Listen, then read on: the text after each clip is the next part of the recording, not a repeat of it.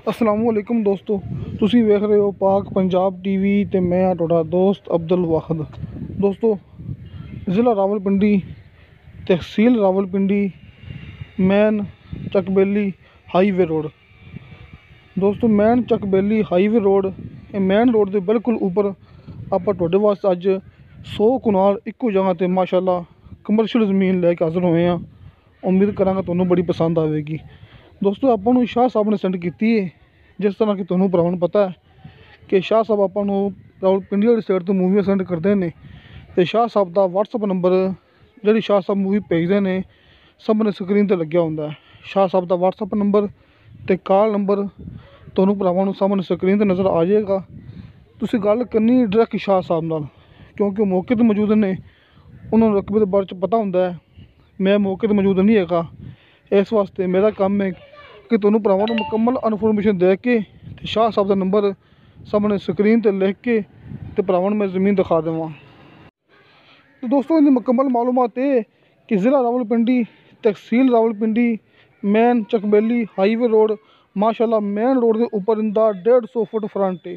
दोस्तों, man road के उपर इस रकबे का 150 फुट फ्रंट है, कमर्शियल रकबा है। आस पास पेट्रोल पंप मौजूद ने, डेरे मौजूद ने, आबादियाँ मौजूद ने, कलोनियाँ मौजूद ने। मिसाल तौर पर ये कारोबारी ज़मीन है, इस कोई भी कारोबार शुरू कर सकते जी। इस तो इलावा दोस्तों, शाह साहब का कहना है कि आप इन कम से कम 50 कनाल ज़मीन ले सकते हैं।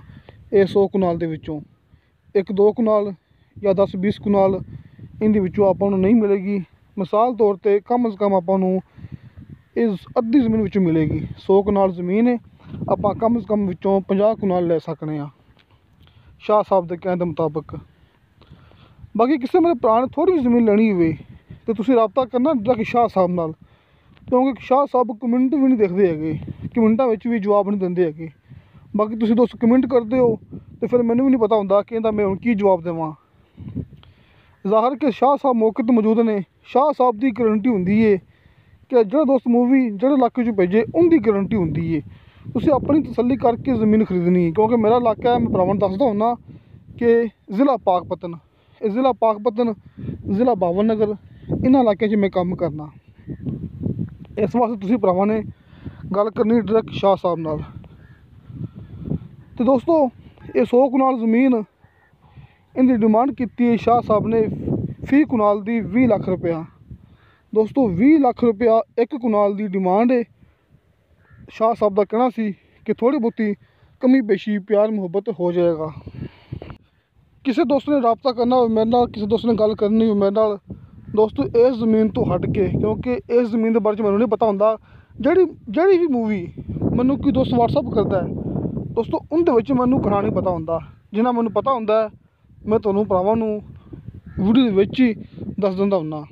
लिहाजा होर किसी दोस्त ने कोई गल करनी होवे, कोई मूवी सेंड करनी होवे या मेरे इलाके चों ज़मीन खरीदनी होवे, दोस्तों मेरा WhatsApp नंबर लग्या होंदा है हर मूवी की डिस्क्रिप्शन दे विच। जड़ी भी मैनूं मूवी भावें कि बंदा भेजे तो भावें खुद मैं अपने इलाके बनावां, दोस्तों मूवी की डिस्क्रिप्शन दे विच, हर मूवी की डिस्क्रिप्शन दे विच मेरा WhatsApp नंबर लग्या होंदा है। इस तो इलावा किसी मेरे भरा ने किसी भी इलाके रकबा सेल करना हो मेरे नाल रबता कर सकदा, क्योंकि दोस्त पुछदे होंदे रकबे के बारे अपने कोलों। मिसाल तौर पर लइया मिलसी, खास तौर पर अज एक दोस्त ने मैनूं कॉल की सी कि उन्होंने लइया तो मिलसी वाली साइड पर गैरबाद बंजर ज़मीन चाहिए जिन्नी भी होवे। तो दोस्तों तुसीं लाजमी रबता करिए जी। तो दोस्तों, तुहानूं साडी वीडियो पसंद आवे, साडी वीडियो लाइक तो शेयर ज़रूर करो तो अपने बेहतरीन जे कमेंट से लेके भेजो। इस रकबे की कोई भी मालूमात रह गई हुए तुसीं सामने शाह साहब के WhatsApp नंबर पर या कॉल पर रबता कर सकते जी। तो दोस्तों, इंशाअल्लाह ताला मिलांगे अगली वीडियो ते। खुदा हाफिज़।